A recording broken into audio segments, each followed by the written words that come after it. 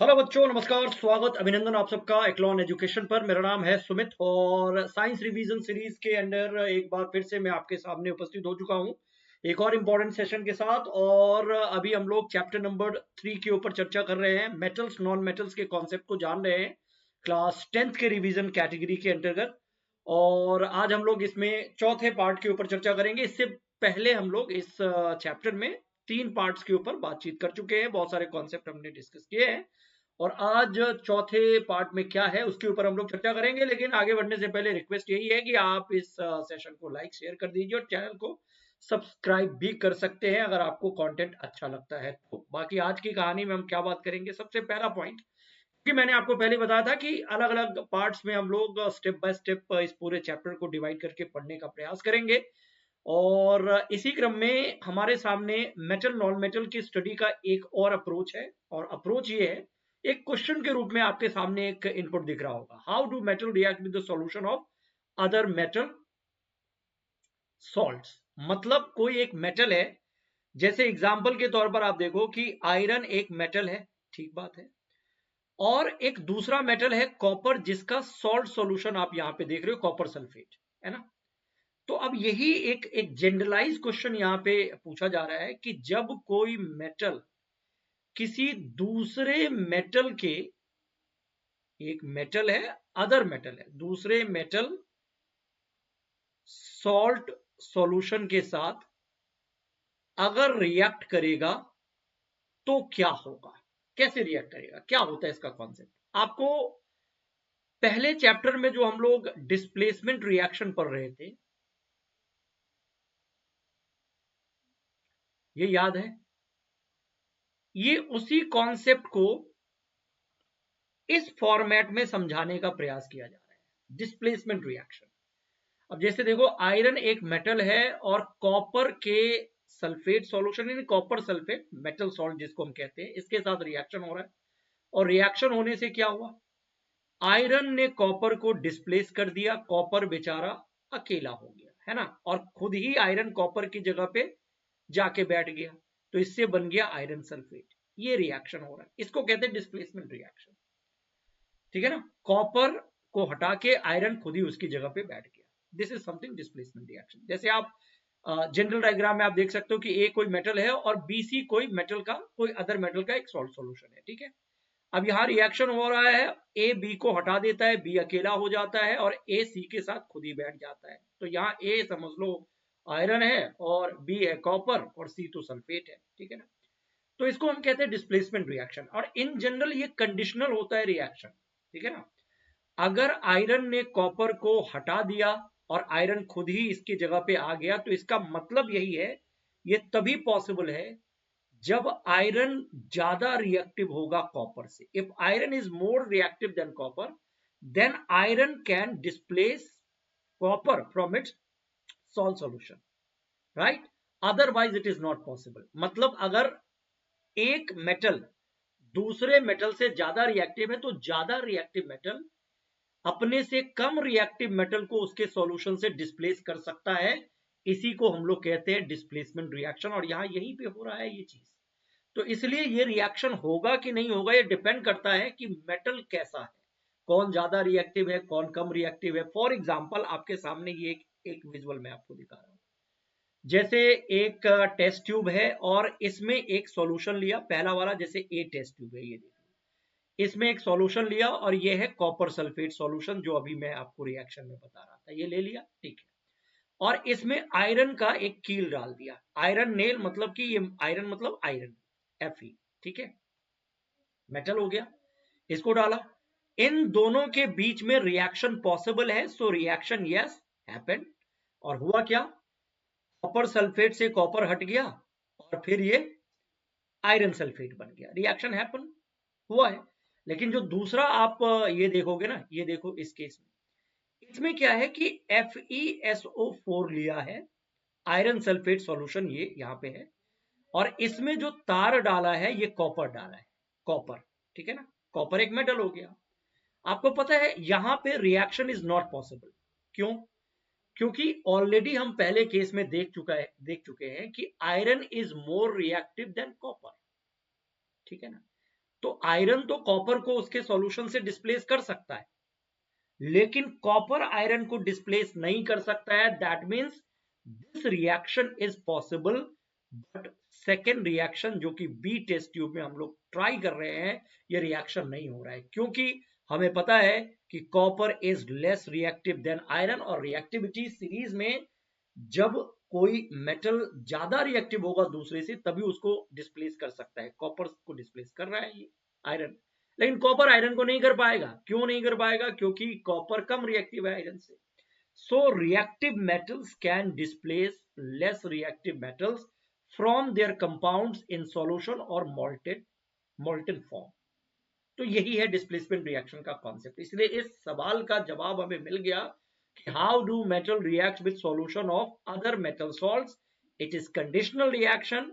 अगर एक मेटल ज्यादा रिएक्टिव है तो दूसरे मेटल को उसके सॉल्ट सॉल्यूशन से वो हटा सकता है, अगर नहीं रिएक्टिव है तो ये पॉसिबल नहीं होगा। ये बात आपको ध्यान रखना है ना। तो यही पॉइंट यहाँ पे भी लिखी है ये चीज। Displacement reaction studied in chapter 1 give better evidence about the reactivity of metals, and it is a simple and easy. If metal A displaces metal B from its salt solution, then it is clear that A is more reactive than B. A ने B को हटा दिया, displace कर दिया, तो A ज्यादा reactive है। अच्छा, A ने C को डिस्प्लेस नहीं किया तो C इज, A B को हटा रहा है तो A ज्यादा रिएक्टिव है। लेकिन A C को डिस्प्लेस नहीं कर सकता है, C नाम का कोई मेटल है वो डिस्प्लेस नहीं कर सकता है, तो C ज्यादा रिएक्टिव हो गया है ना A से, ऐसे हम कह सकते हैं। तो दिस इज बहुत छोटी चीज है लेकिन बड़ा इंपॉर्टेंट है, और इसी बेस पे आप रिएक्टिविटी सीरीज भी याद रखिएगा, है ना। देखो रिएक्टिविटी सीरीज हमारे लिए बना हुआ है ना। रिएक्टिविटी सीरीज बेसिकली कुछ मेटल के लिस्ट है, कुछ एलिमेंट्स के लिस्ट है, जिसमें टॉप पे जो एलिमेंट रखा जाता है वो ज्यादा रिएक्टिव है और नीचे जो है वो कम रिएक्टिव रखा जाता है एलिमेंट को। तो यहाँ ये अगर सीरीज आपके सामने दिख रहा है तो आपको कई सारे एलिमेंट का नाम दिख रहा है। सबसे टॉप पे क्या रखा है? पोटेशियम। दूसरे नंबर पर सोडियम, तीसरे नंबर पर कैल्शियम, चौथे नंबर पर मैग्नीशियम, फिर aluminium, zinc, iron, lead, hydrogen. यहाँ पे ऑल्दो ये नॉन मेटल है बट इसको भी इसमें रखा गया, कॉपर, मरकरी, सिल्वर, गोल्ड, इसके भी नीचे प्लेटिनम आता है। तो यहां जो सबसे टॉप पे है वो क्या लिखा हुआ है? Most reactive. उसके बाद जैसे जैसे आप ऊपर से नीचे की तरफ बढ़ते जाते हो रिएक्टिविटी घटती जाती है। इसका मतलब है potassium is more reactive then sodium, sodium is more reactive then calcium. यानी कि सबसे टॉप लेवल पे 3 रिएक्टिव एलिमेंट है, पोटेशियम, सोडियम, कैल्शियम। यानी आप कह सकते हैं कि ये तीनों मैग्नीशियम से ज्यादा रिएक्टिव है ना। अच्छा, मैग्नीशियम, एल्यूमिनियम, जिंक, इन सबसे रिएक्टिव, मतलब जो ऊपर है वो ज्यादा रिएक्टिव है। अगर मैग्नीशियम और एल्यूमिनियम में पूछा जाए कौन ज्यादा रिएक्टिव है तो आप कहेंगे मैग्नीशियम। अगर एल्यूमिनियम जिंक में पूछा जाए तो आप कहेंगे एल्यूमिनियम, है ना। तो ऊपर कौन है नीचे कौन है उस पर डिपेंड करता है कि ज्यादा रिएक्टिव कौन होगा। यही रिएक्टिविटी सीरीज है। सबसे कम रिएक्टिव आप गोल्ड को देख सकते हो, और गोल्ड के भी नीचे प्लेटिनम होता है, वो तो और भी कम रिएक्टिव है ना। वैसे हाइड्रोजन से नीचे ये जितने भी एलिमेंट है ना, कॉपर, मरकरी, गोल्ड, ये सब कंपैरेटिवली लेस रिएक्टिव माना जाता है। तो ऊपर से जैसे जैसे आप नीचे की तरफ बढ़ोगे रिएक्टिविटी घटती जाती है। लेकिन ये एलिमेंट याद कैसे रहेगा? इन एनिमल्स का नाम आपको याद रखना होता है। कई सारे क्वेश्चंस आप कैरी कर सकते हो। तो बहुत सारे लोग क्या करते हैं, ट्रिक बना करके इसको याद रखते हैं। कुछ गाना बना लिया, बहुत सारे गाने प्रचलित है, बहुत सारे ट्रिक प्रचलित है। मैंने इसका अपना ट्रिक बनाया है तो मैं आपके सामने ये लिख देता हूं, और इससे आप इन पूरे एलिमेंट्स को याद रख सकते हो एक छोटे से स्टेटमेंट के जरिए। तो देखो मैं यहां से ट्रिक कैसे निकालता हूं। P stand for potassium, S stand for sodium, C stand for calcium, PSC। एक शब्द में बना देता हूं PSC। तो P हमें याद दिलाएगा कि पोटेशियम की बात हो रही है, S सिंबल की बात नहीं हो रही है, पूरे नाम का पहला अक्षर ले रहा हूं मैं, सोडियम, C मतलब कैल्शियम, तो PSC। उसके बाद मैग्नीशियम, एल्यूमिनियम, जिंक, आयरन और लेड को मिलाकर के एक शब्द में बना रहा हूं, माजिल। तो मैंने क्या लिखा? PSC का, ये का कुछ भी नहीं है, ऐसे हिंदी में एक स्टेटमेंट लिख रहा हूं। PSC का माजिल हाई कोर्ट में सो गया। ठीक है, PSC का माजिल हाई कोर्ट में सो गया। PSC का माजिल हाई कोर्ट में सो गया। ये 4 बार 5 बार ये शब्द बोल दोगे ना तो आपके दिमाग में फिट हो जाएगा, और इससे हमें पूरे एलिमेंट का नाम याद रखने में मदद मिलेगी। पीएससी स्टैंड पोटेशियम सोडियम और कैल्शियम का कुछ भी नहीं है, एक स्टेटमेंट बनाने के लिए है। माजिल magnesium aluminium zinc iron lead, तो माजिल शब्द में कई सारे सीक्वेंस आ जाते हैं, सबसे ऊपर मैग्नीशियम है, देन एल्यूमिनियम है, जिंक आयरन लेड, है ना। हाई कोड में मतलब H यहां पे मैं हाइड्रोजन के लिए ले रहा हूं, कोड मतलब कॉपर ले लिया, C में मतलब मरकरी ले लिया, और सो मतलब सिल्वर, और गया मतलब गोल्ड। तो ये एक स्टेटमेंट बना दिया।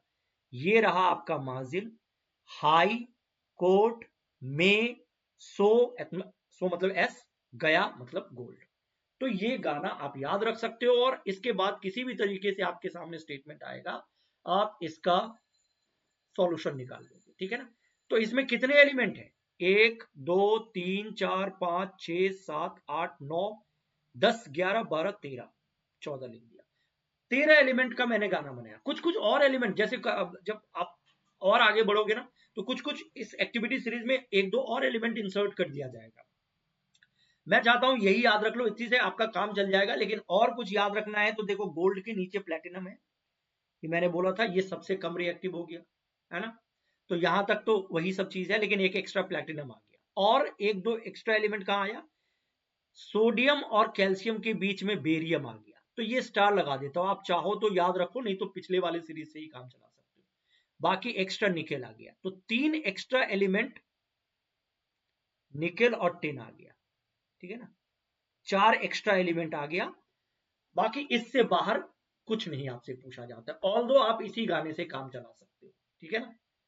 तो ये दोनों एक्टिविटी सीरीज है, इसमें थोड़ा एलिमेंट ज्यादा है और इसमें थोड़ा एलिमेंट कम है, और मेरा गाना इसी आधार पे बनाया गया है। तो आप इससे काम चला लो। बाकी एक्स्ट्रा पॉइंट में आप याद रख सकते हो कि आयरन और लेड के बीच में निकेल और टिन भी आता है, ठीक है ना। एक्स्ट्रा तो याद रखा जा सकता है। So this is the case. अब अगर मैं आपसे ये सवाल पूछूं कि क्या एल्यूमिनियम जिंक को डिस्प्लेस कर सकता है? एल्यूमिनियम, मैं आपसे पूछ रहा हूं कि एल्यूमिनियम जिंक को उसके सॉल्ट सॉल्यूशन से डिस्प्लेस कर सकता है? तो शर्त क्या है? डिस्प्लेस तभी करेगा जिंक के मेटल को उसके सॉल्यूशन से जब aluminium is more reactive then zinc. और इसका जवाब है यस, ये कर सकता है, क्योंकि एल्यूमिनियम ऊपर है और जिंक उसके नीचे है। तो एल्यूमिनियम जिंक को डिस्प्लेस कर सकता है, लेकिन जिंक एल्यूमिनियम को डिस्प्लेस नहीं कर सकता है, ठीक है ना। समझ में आ गया? उसी तरीके से अगर मैं आपसे कहूं कि कैल्शियम जिंक को डिस्प्लेस कर सकता है, देखो ऊपर वाले नीचे वाले को हटा सकता है उसके सॉल्ट सॉल्यूशन से, नीचे वाला ऊपर वाले को नहीं हटा सकता है। पोटेशियम एल्यूमिनियम को हटा सकता है, लेकिन एल्यूमिनियम पोटेशियम को नहीं हटा सकता है। उसी तरीके से आयरन, ये कॉपर को हटा सकता है, लेकिन कॉपर आयरन को नहीं हटा सकता है। तो ये कंडीशन है, यही पॉइंट मुझे समझाना था। अब उसी को एक क्वेश्चन के रूप में अगर मैं आपके सामने रख दूं, तो क्या उसी कॉन्सेप्ट के आधार पे ये क्वेश्चन आप आराम से बता सकते हैं? और अगर बता सकते हैं तो बताइए, विच one of the following 4 metals would be displaced from the solution of its salt by other 3 metals? पहले क्वेश्चन समझो क्या लिखा हुआ है। ये 4 मेटल है ना, magnesium, silver, zinc, copper. Magnesium, silver, zinc, copper. Activity series में चारों कहां है, ये आपको गाना बता देगा, है ना। अब ये सवाल पूछा जा रहा है कि which one of the following 4 metals, इन चारों में से कौन सा एक ऐसा मेटल है जो बाकी 3 मेटल से डिस्प्लेस हो जाएगा, बाकी 3 के द्वारा हट जाएगा अपने सॉल्ट सॉल्यूशन से। यानी इनडायरेक्टली पूछा जा रहा है कि इन चारों में सबसे लेस रिएक्टिव कौन सा है। इसका मतलब तो यही हुआ ना कि जो सबसे लेस रिएक्टिव होगा उसी को बाकी हटा देगा, है ना। तो अब क्या मैग्नीशियम अपने सॉल्ट सॉल्यूशन से हट जाएगा इसके जरिए, इसके जरिए, इसके जरिए, या फिर ये हट जाएगा? तो सबसे नीचे कौन है एक्टिविटी सीरीज में? इस क्वेश्चन का सीधा मतलब यही है कि जो सबसे नीचे होगा वही अपने से ऊपर के जरिए डिस्प्लेस हो सकता है। तो सबसे नीचे क्या है? अब गाना याद करो, पीएससी का माजिल, हाई कोर्ट में सो गया। 4 बार बोलो इसको। अब देखो, माजिल, एमजी, मैग्नीशियम यहां है, और इसके बाद एल्यूमिनियम है, जिंक उसके बाद है। तो मैग्नीशियम तो हो नहीं सकता है, सबसे जो नीचे है मुझे वो खोजना है। सबसे नीचे सो गया मतलब सिल्वर है, बी आंसर। अगर मान लो यहां पे गोल्ड होता तो गोल्ड आंसर होता, क्योंकि गोल्ड उससे भी नीचे और प्लेटिनम उससे भी नीचे, है ना। तो यहां पे सीधा सीधा बी आंसर हो जाएगा, क्योंकि सिल्वर को बाकी सारे मेटल डिस्प्लेस कर सकता है उसके सॉल्ट सॉल्यूशन से, क्योंकि silver is less reactive then other 3 metals, तो ये इसका आंसर हो जाएगा। अभी ये दूसरा क्वेश्चन है आपके सामने कि which of the following can undergo a chemical reaction, मतलब कौन सा केमिकल रिएक्शन पॉसिबल है, कौन सा डिस्प्लेसमेंट रिएक्शन पॉसिबल है, हम इसको ऐसे भी बोल सकते हैं, ठीक है ना। क्यों? क्योंकि देखो यहां पे पूछा जा रहा है क्या आयरन मैग्नीशियम को हटा सकता है इसके सॉल्ट सॉल्यूशन से, तो कंडीशन क्या है, iron should be greater than magnesium. क्या होता है ये, माजिल में आयरन भी आ रहा है, ये मतलब आयरन, और मैग्नीशियम, मैग्नीशियम सबसे ऊपर है देखा जाए तो, उसके बाद एल्यूमिनियम, जिंक, आयरन मैग्नीशियम से काफी नीचे है, तो ये रिएक्शन पॉसिबल नहीं है, ये यहां पे आ ही नहीं सकता, मैग्नीशियम को हटा ही नहीं सकता, क्योंकि मैग्नीशियम ऊपर बैठा हुआ है। आप एक्टिविटी सीरीज देख लो, क्या आयरन जिंक को हटा सकता है, देखो माजिल में जिंक ऊपर है और iron, I stand for iron, iron नीचे है, ये भी पॉसिबल नहीं है, ठीक है ना। क्या लेड, लेड मतलब एल, एल लेड, पीबी, क्या ये मैग्नीशियम को हटा सकता है, देखो लेड से बहुत ऊपर मैग्नीशियम है, ये रिएक्शन भी सीरीज भी देख लो, मैग्नीशियम कहां यहां है और लीड कितना नीचे है लेड, ये भी पॉसिबल नहीं है। हाँ ये पॉसिबल है, ये तो हमने अभी अभी देखा कि आयरन माजिल, कॉपर बहुत नीचे, तो iron is greater than copper, सिर्फ इसी केस में पॉसिबल है, तो ये रिएक्शन संभव है, बाकी इनमें से कोई भी रिएक्शन नहीं हो सकता है, डी आंसर इसका हो जाएगा। होपफुली आपको ये बात समझ में आ गई है।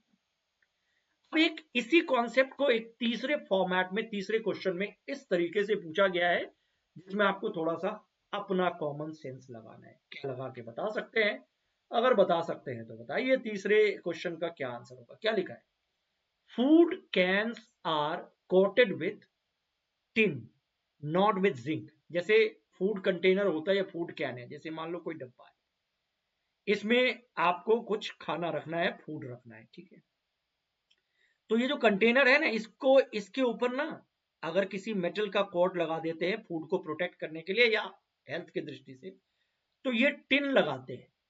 सवाल ये पूछा जा रहा है why not it is Z, zinc, Z N क्यों नहीं,